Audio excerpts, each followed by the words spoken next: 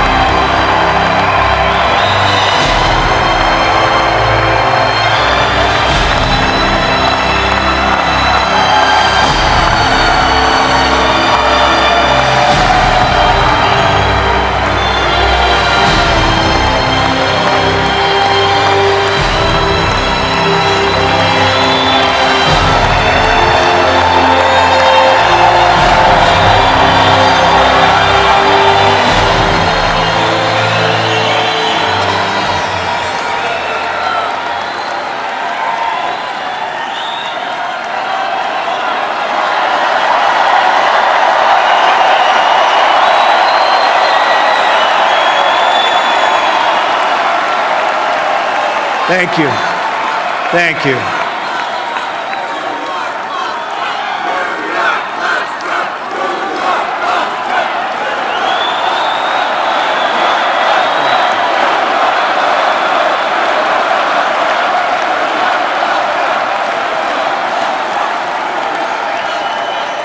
Thank you. Thank you very much. Friends, delegates, and fellow Americans, I humbly and gratefully accept your nomination for the presidency of the United States.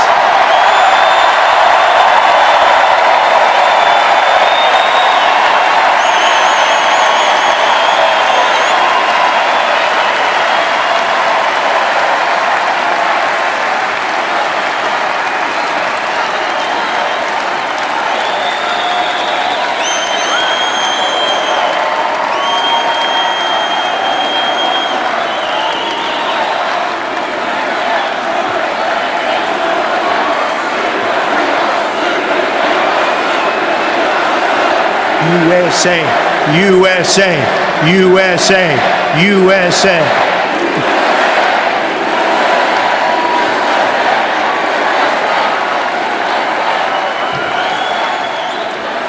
Who would have believed that when we started this journey on June 16th last year, we, and I say we, because we are a team, would have received almost 14 million votes, the most in the history of the Republican Party, and that the Republican Party would get 60% more votes than it received 8 years ago. Who would have believed this?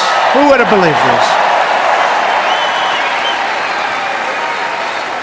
this? The Democrats, on the other hand, received 20% fewer votes than they got 4 years ago. Not so good, not so good.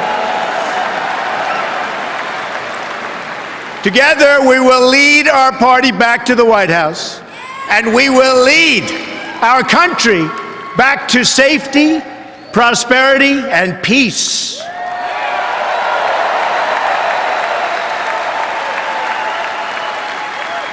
We will be a country of generosity and warmth, but we will also be a country of law and order.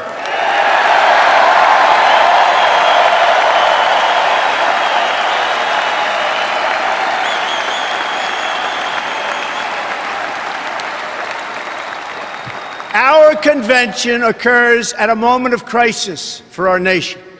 The attacks on our police and the terrorism of our cities threaten our very way of life. Any politician who does not grasp this danger is not fit to lead our country.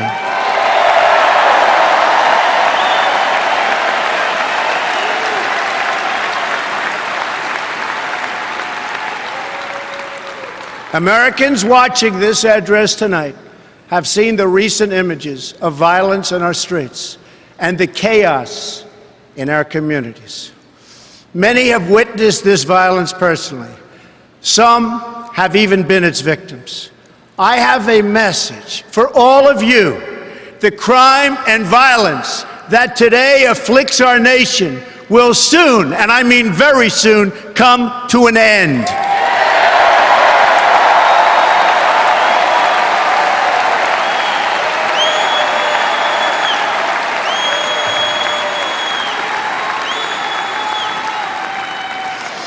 Beginning on January 20th of 2017, safety will be restored.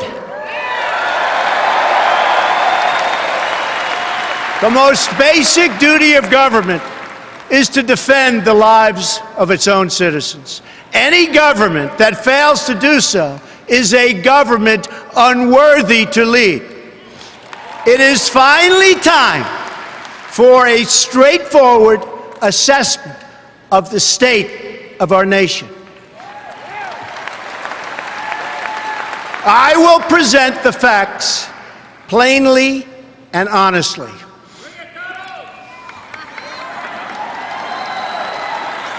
We cannot afford to be so politically correct anymore.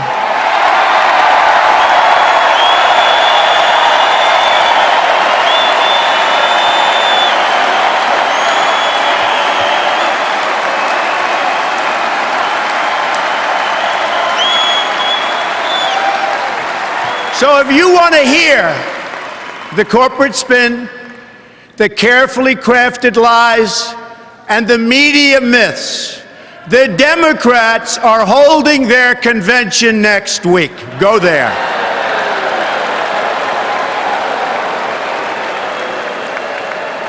But here at our convention, there will be no lies. We will honor the American people with the truth and nothing else.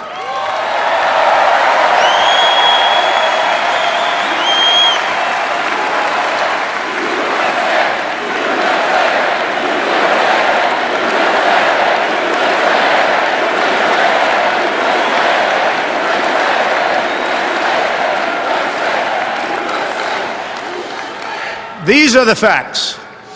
Decades of progress made in bringing down crime are now being reversed by this administration's rollback of criminal enforcement.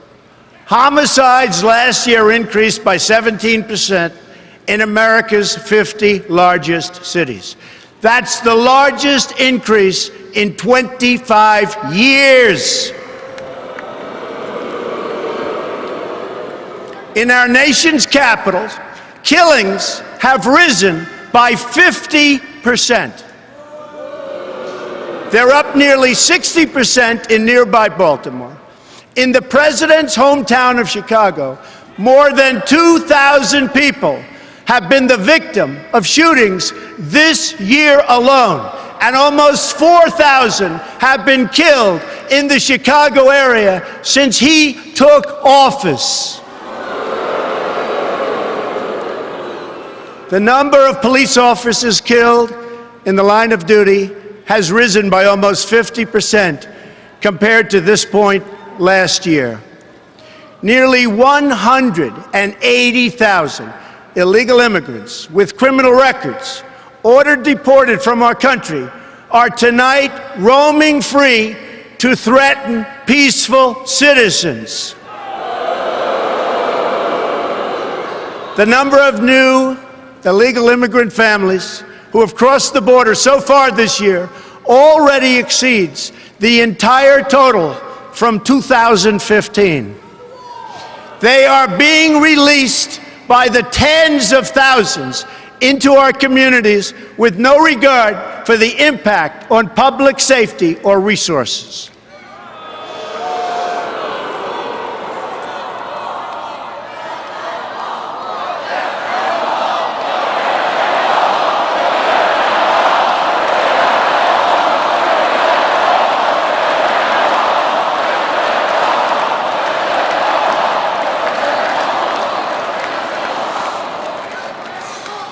One such border crosser was released and made his way to Nebraska.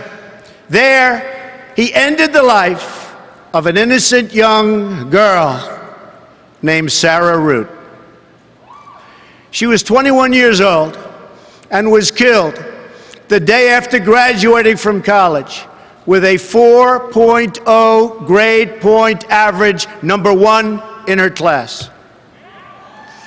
Her killer was then released a second time, and he is now a fugitive from the law. I've met Sarah's beautiful family, but to this administration, their amazing daughter was just one more American life that wasn't worth protecting. No more. One more child to sacrifice on the order and on the altar of open borders. What about our economy? Again, I will tell you the plain facts that have been edited out of your nightly news and your morning newspaper. Nearly 4 in 10 African American children are living in poverty, while 58% of African American youth are now not employed. 2 million more Latinos are in poverty today than when President Obama took his oath of office less than 8 years ago. Another 14 million people have left the workforce entirely. Household incomes are down more than $4,000 since the year 2000. That's 16 years ago. Our trade deficit in goods reached nearly, think of this, our trade deficit is $800 billion. Yet, think of that, $800 billion. Last year alone, we're going to fix that.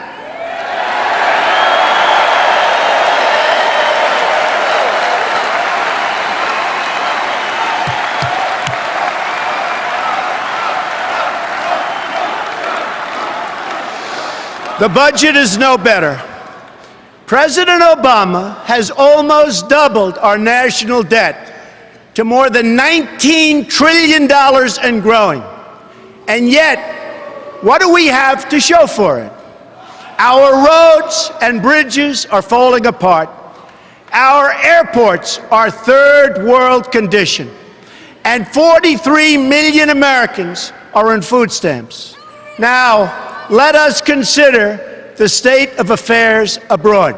Not only have our citizens endured domestic disaster, but they've lived through one international humiliation after another, one after another. We all remember the images of our sailors being forced to their knees by their Iranian captors at gunpoint. This was just prior to the signing of the Iran deal, which gave back to Iran $150 billion and gave us absolutely nothing. It will go down in history as one of the worst deals ever negotiated. Another humiliation came when President Obama drew a red line in Syria, and the whole world knew it meant absolutely nothing. In Libya, our consulate, the symbol of American prestige around the globe, was brought down in flames. America is far less safe, and the world is far less stable than when Obama made the decision to put Hillary Clinton